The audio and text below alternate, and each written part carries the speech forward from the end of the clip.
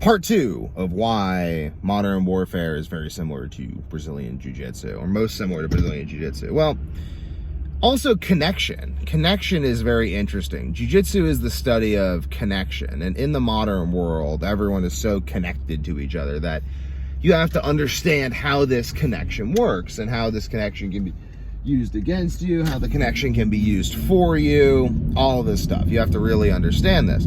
It also makes direct connection, as in jiu-jitsu, makes direct attack challenging because you're so connected to the other person that if I disconnect part of me from you to then hit you with, then I've now changed the nature of the entire setup. And by changing the nature of the setup, I've now changed the nature of balance. I've changed all these things, and now the situation is then different. So one way, let's say that this could play out in it's kind of obvious. Like, let's say I'm in, like, you got me in, like deep half guard or something. Like, you got me in like deep half guard, and there's a lot of connection going on, and then I decide that I'm going to break off the connection. I lift my arm up and try to hit you with it. Well, boom, right in that space I just created, your other leg comes in. Now we're in closed guard. Now you frame off of me and kick me in the face. Ooh. Challenging. In the same way, in the modern world, let's say we're doing business together, like I'm doing business in a small town or something, and then the small town files legal charges against me, and then I immediately document everything that they're doing, and then make an entire documentary about it, and then use that in order to help some political rival get elected to office because I make it look like their fault. Ha ha ha! Exactly. The connection is very fascinating. Like, everything's so connected that if you understand how the connections work, you can dance between the raindrops, and it looks kind of magical. It's quite interesting. So I think that jiu-jitsu, the reason for the study of jiu-jitsu and the reason for the popularity of jiu-jitsu is because, like, Mark Zuckerberg does jiu-jitsu. Like, why is Mark Zuckerberg doing jiu-jitsu? I mean, because it's awesome, but like, people don't just do things because they're awesome. People do things for their own reasons. Did I just miss the spring? I think you just missed the spring. Huh. Okay, I'm gonna turn around. People do things for their own reasons. So, if people are doing things for their own reasons, Mark Zuckerberg's doing jiu-jitsu, like, why does jiu-jitsu appeal to his mind? It's like, well, he's sort of studying the nature of interpersonal connections through Facebook. And when you realize this, like, you do realize that a lot of things... Ooh, there's a free library. Okay, I'm gonna bring the camera with me. Let's see if I find anything good. So, you start understanding all this stuff. You start realizing that someone coming to strangle you alone in your house in the middle of the night is actually a lot more possible than you realized. So then you want to be the best at strangling people. But more than that, you want to understand human behavior under pressure. Problem solving under pressure. If there's any good books here. What? Pajama Game. A Journey into Judo by Mark Law. That's actually really effing funny. When Mark Law joined his local judo club, he found himself able to observe at close quarters the sport practiced at its highest level. As figures grappled, whirled, and flew through the air, his journey to judo took him to Osaka, Japan for the World Championships and to Athens for the Olympics. He explored the sport's origins in the 17th century samurai culture and met some of the most single-minded and self-denying competitors of all time.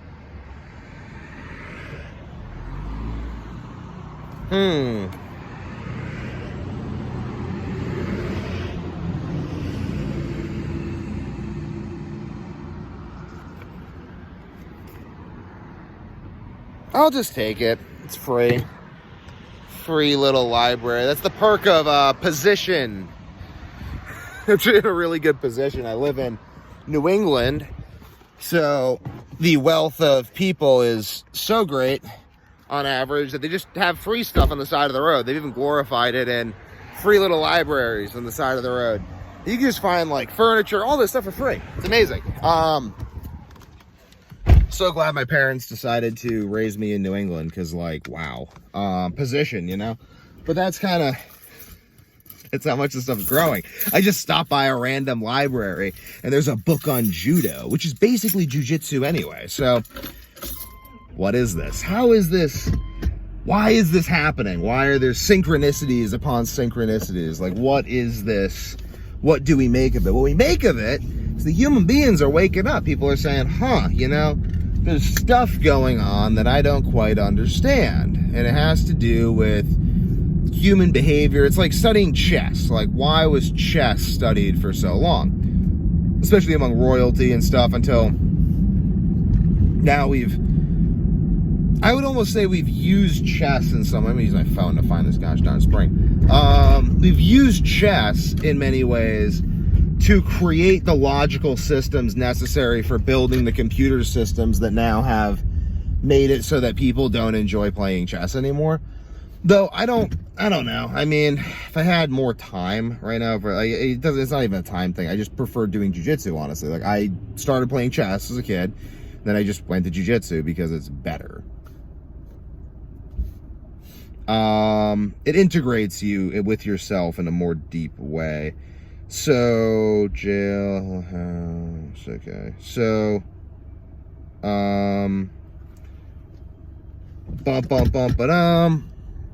strike first, strike hard, no mercy. But anyway, so basically,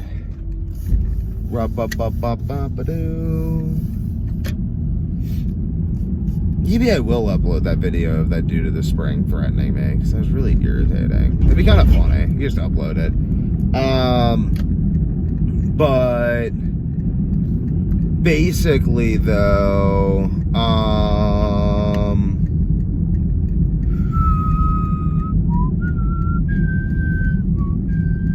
the only reason I didn't upload it is because I told him that if he put his hands on me, I was going to kill him. And I'm like, is there any way they could, like, hurt me saying that? No, I just would have killed him. Like, fuck that guy. Fuck that guy. He's such an asshole. He was, like, threatening me in front of my daughter. What a piece of shit. So, anyway, though, why jiu-jitsu? Why not something like chess? Because chess presupposes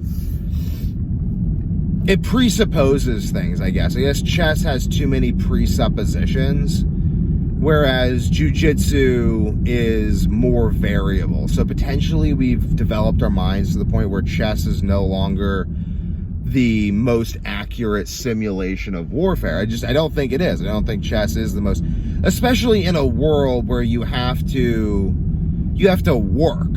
Like, you have to work with your body. So the physical endurance aspect and all these aspects of training that come about as a result of training jiu-jitsu are more useful to the human psyche than chess. And, I don't know. I find this, oh my God, the freaking flow of the spring is like minuscule right now. So, I want to wrap up this concept well, because I actually believe this, and I believe that it deserves thorough consideration. I don't know if chess has been necessarily supplanted. I mean, chess right now is not chess as it was, because at least that's what the competitors all say. They're like, oh, the AI engines have made it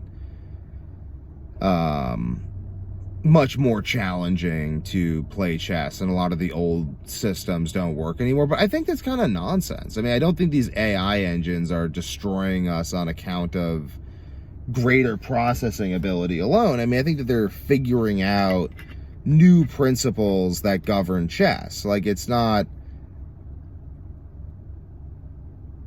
I see no reason why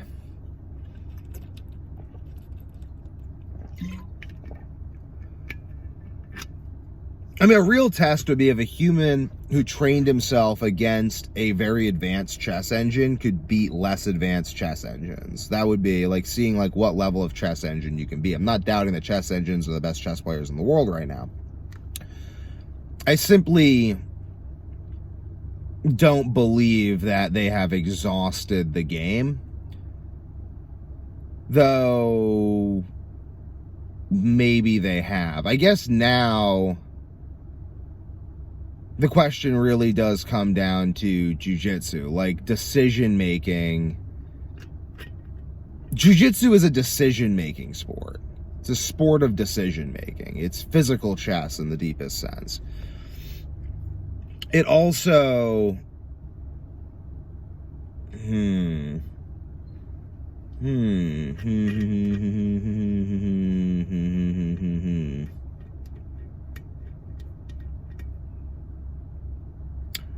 Jiu-jitsu also, this is where I find jiu-jitsu very fascinating. Jiu-jitsu teaches you how to think about being offensive from situations of disadvantage. And it works off of technicalities. Like, technically, your arm doesn't bend past 180 degrees this way. Like, that's kind of the technical. Technically, it only takes 5 pounds of pressure on each carotid artery to render you unconscious and then dead. Jiu-jitsu works off of these technicalities in a greater way than wrestling does, though wrestling still does work off of technicalities. Technically, if you're on your back and you can't move off of your back, then it's very hard for you to do anything, and it's very easy for me to knee you in the face. Boxing doesn't really work off technicalities. It's more just hitting something until it stops moving, which isn't really a technicality. It's more of a general observation that if you hit something enough, it will stop moving. So that is sort of the evolution of this process. And I see this with Afghanistan. Like, Afghanistan technically like won the war. The United States withdrew. Well, why did that happen? Because Afghanistan was able to stop the United States from hitting them until they couldn't move, and it was able to stop the United States from pinning them down and kneeing them in the face until they were dead. And in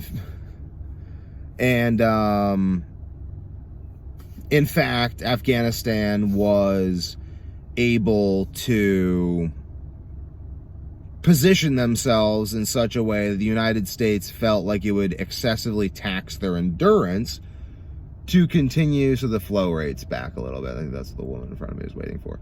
So to continue to tax their endurance to the point where they could no longer be offensive.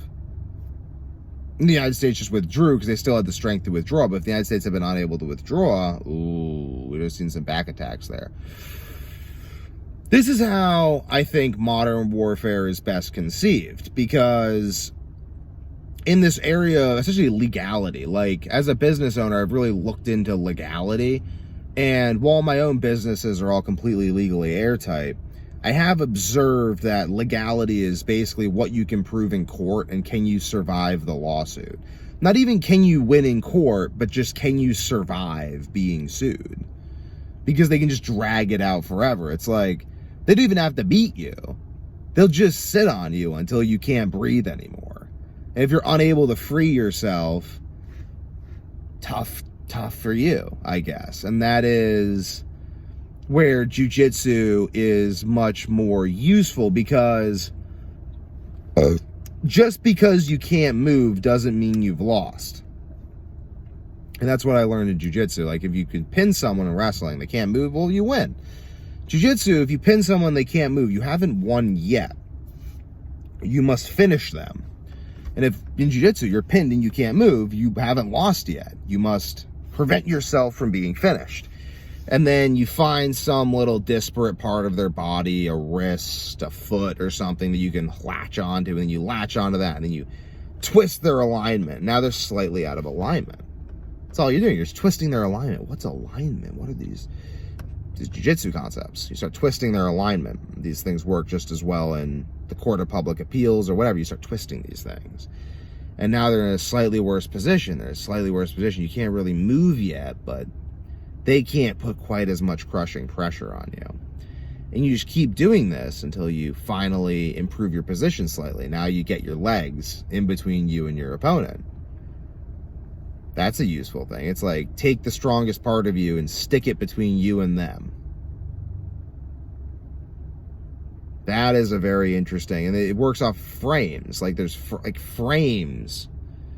What a concept in jiu-jitsu. Frames and wedges. I want to review all my old jiu-jitsu notes on frames and wedges, because frames and wedges, like in wrestling, you really don't have, like the point of a frame is to bear weight, and the point of a wedge is to prevent movement. So in jiu-jitsu, I guess, like you can't frame against someone when they have your back. And the frameworks of the modern world consists of legal structures, banking structures, legal jurisdictions, having different things in different positions in different jurisdictions. And it's like jiu-jitsu creates frames. You have a frame. Someone falls into your frame. And those frames must be broken before you become useless. So I have to break through your frames. I have to, or not really break through your frames, I have to find the angle at which your frame doesn't work. Same with wedges. Like wrestling, what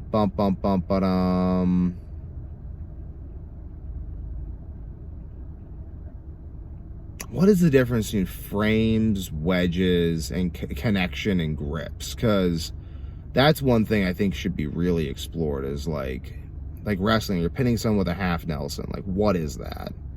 Is it a frame? Is it a wedge? Is it connection?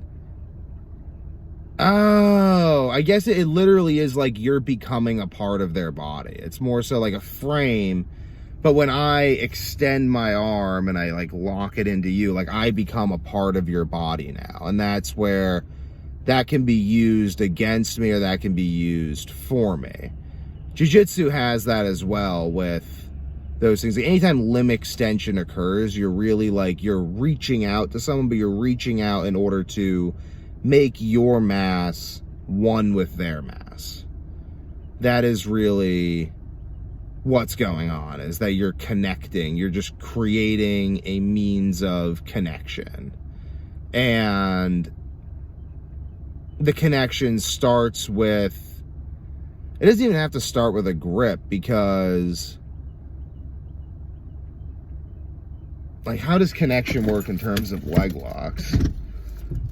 I guess like that connection, it's like in court. Like if someone were to throw a half Nelson, it's like taking you to court. But now that you're in court with them, they can sue you for legal fees. So you better be very sure of your position before you establish connection. This is exactly, so these are how the principles come about. Like I'm just playing with these ideas as I think about jiu-jitsu and wrestling. And it becomes obvious to me. I'm like, okay, yeah, you have to think about your position before you establish connection. You only establish connection from favorable positions. Yeah, wedges. Like a wedge is just anything I can get inside of a frame, for instance. Like wedges can be used to split up frames.